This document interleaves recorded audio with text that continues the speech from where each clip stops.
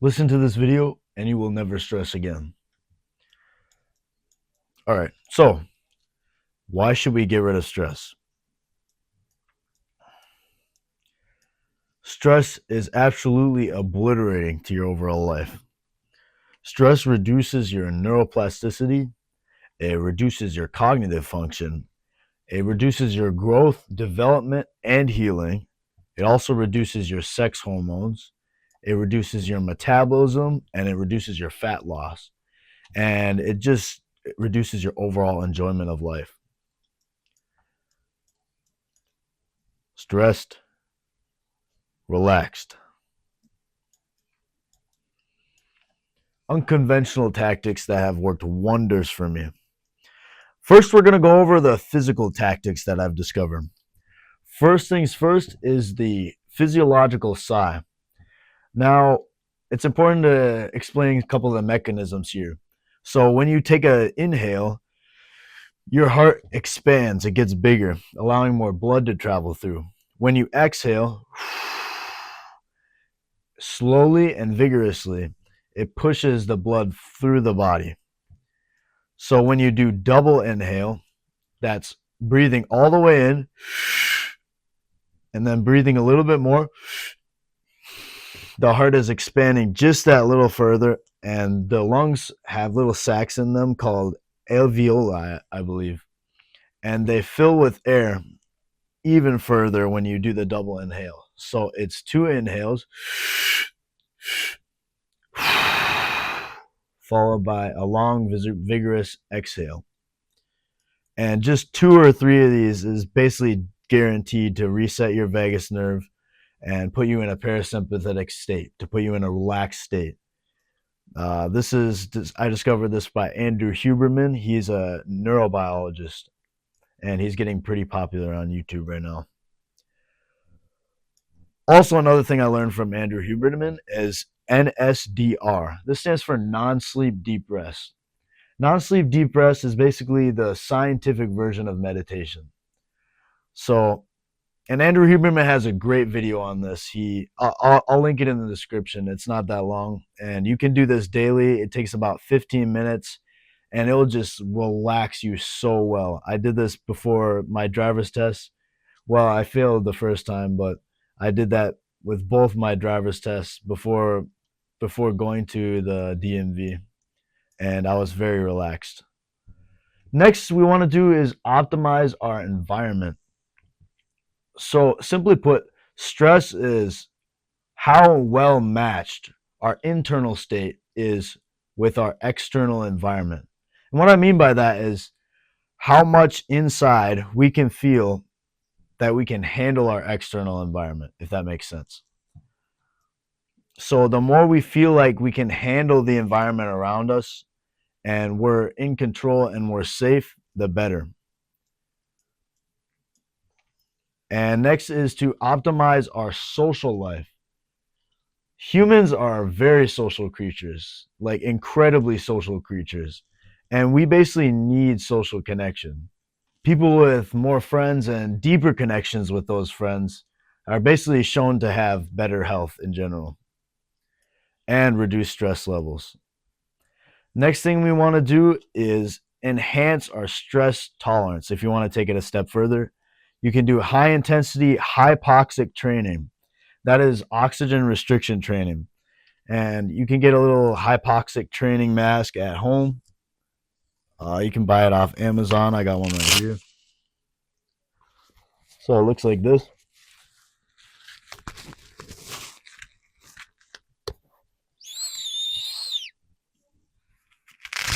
I look sick in it, don't I?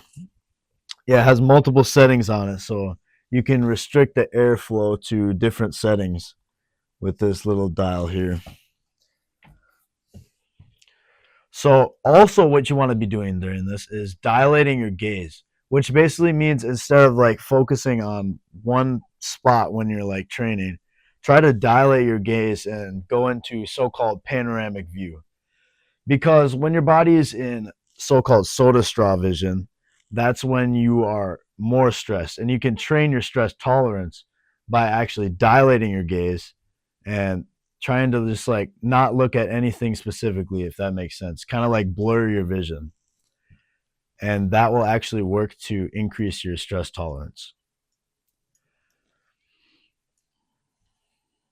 Next, we're going to go over my hormonal optimization methods. So let's talk about the relationship between testosterone and stress.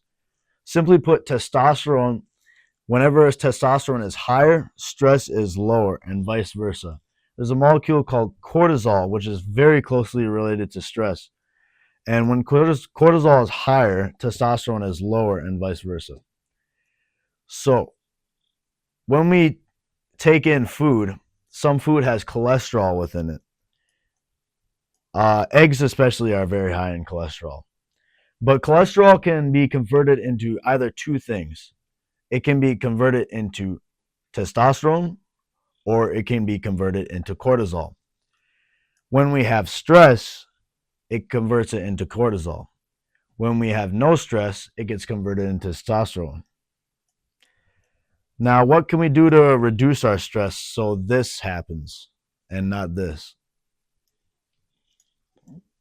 Well, one of the best, absolute best supplements on the market for stress reduction, absolute winner, is ashwagandha. There's no doubt about it. Ashwagandha, and the best bioavailable form is Shoden Ashwagandha. So this brand right here, you can buy it off of Amazon. I'll probably put a link in the descriptions to make it easier for you guys. But it has been shown to cause liver problems. But these are rare and only in patients with already predisposed liver conditions. So I would take it. Or other supplements that increase testosterone. It includes Fadogia Agrestis as well as Tongkat Ali. Most bioavailable form of Tongkat Ali is Urocoma longifolia. I can't freaking pronounce that. All right. Types of foods that destroy testosterone. These are the stuff you want to just absolutely avoid. You do not want to go near these foods. You've got to stay within a 6-foot radius of these foods at all times. These foods will make you more stressed. Do you want more stress? No, you freaking don't. First, you want to avoid seed oils. I call them man boob oil because they causes gyno, because it increases estrogen and lowers testosterone, which creates this right here, this monstrosity. I actually have a little bit of this, but it's not as bad as this picture. But eating a lot of this can cause that. So just be aware and stay away. Next is processed meats. So these are like your sandwich meats, your little packaged meats. You want to cook your own meat as much as possible and make sure that stuff is not processed, because this stuff is filled with high linoleic acid that's high omega-6, and these cause lots of inflammatory effects within the body that just are not ideal whatsoever.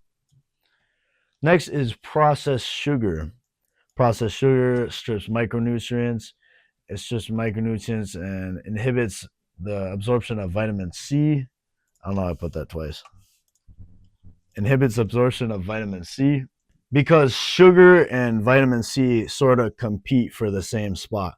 So if we have sugar, that inhibits the absorption of vitamin C. Next, we want to avoid refined carbs and grains. These contains many phytoestrogens and many anti-nutrients that we just want to avoid. These are packed with anti-nutrients. These anti-nutrients bind to many different minerals in the gut, and it basically steals your nutrients out of your body and you don't get it. So it also speeds up digestion and therefore makes the process less thorough. Other ways to reduce stress, if you want to take it an extra step, you can eliminate coffee, as coffee does spike cortisol. It activates the adrenal glands, and it also has oxalates in it that I would stay away from because it binds to minerals like magnesium, calcium, and iron in the colon. So also, this is an extra tip. Next, if you want to take it a step further, do a diet lower in saturated fat. Notice I said lower, not completely eliminating. And just saturated fat, not all types of fat. This is shown to result in better stress coping abilities and just lower stress overall. It also has been shown to reduce visceral fat, and visceral fat, there's two types of fat. So there's subcutaneous fat, which is the fat around our outside of our body. And then there's visceral fat, which is the fat around our organs. And higher visceral fat is linked to higher facial bloatiness. So this is facial bloat, and this is less facial bloat. You can see we got like bloat around here. Doesn't look too good. And then now we have nice chiseled jawline there. Very nice. And now, a diet lower in saturated fat has also been shown to increase testosterone and progesterone to a certain degree, which increases mTOR and therefore muscle mass if you work out, and increases the enjoyment of difficult activities. This is what testosterone does. And it also increases sex drive, which a lot of people care about. So, next, it also improves skin. So that's very nice. What does a diet lower in saturated fat look like? So, what do we want to have less of? We want to have less. Notice I'm not saying cut out completely. I would still have about a pound of red meat per day. Go for leaner cuts or lower your red meat. Also, lower your animal fats, such as tallow, butter, ghee. You can completely get rid of these if you want to and use like an air fryer. Or you can use duck fat, or no oil is the best option. Oops. Add an extra one there. Now we want to have more of seafood and fish. These have high AHA and DHA in them, which is very good. That's omega-3s. Those will counteract the omega-6s in our body. And also eggs, which are also very high in omega-3s. They do contain a little bit of saturated fat, but they do contain less. Next is the psychological methods, last but not least. And this is probably the best over everything I've mentioned so far. This is like, the mind is so powerful. You can basically close your eyes and imagine anything you want. That's how powerful the brain is. Think about that. If you lose everything else in your life, you still have your mind. And that's very important to remember. So, enforcing enjoyable thoughts. First method I have is future placing. So visualize yourself in the future as a successor. Visualize your successful self in the future. Visualize yourself achieving your dreams and your goals. Like, what would that feel like? Like, think about that. Envision your successful self being around the people that you enjoy the most. These can be current people that you know. You can imagine people that you haven't even met yet. Your favorite kind of people. And now the second method is pleasant past memories. So focusing on pleasant past memories. Remember moments that you believe you should have enjoyed more. Relive these moments in your head and just like enjoy that. Maybe it's you achieving something big in your life. Maybe it was you sharing a positive moment with someone you cared about. Number 2 is gratitude. Okay, so this is interesting. So the part of the brain that is responsible for generating thoughts of gratitude, which is the left lateral prefrontal cortex, is also the same part of the brain that generates like negative thoughts, like negative stressful thoughts. And we can basically only think of one thing at once. So if we think of thoughts of gratitude, we physically, in that moment, we can't think of thoughts of chaos and stress and anxiety. So we can think about thoughts that we're grateful for. This is basically gratitude journaling. So what I would do is do this every single night. Just grab a journal by your bed. Just write down things you're grateful for. You literally fall asleep with a smile on your face. Write down things you take for granted that others would love to have. You probably have lots of these that you don't even think about. Write about simple things that just make your life just a little bit better. I'm grateful for this keyboard. I'm grateful for this wooden keyboard.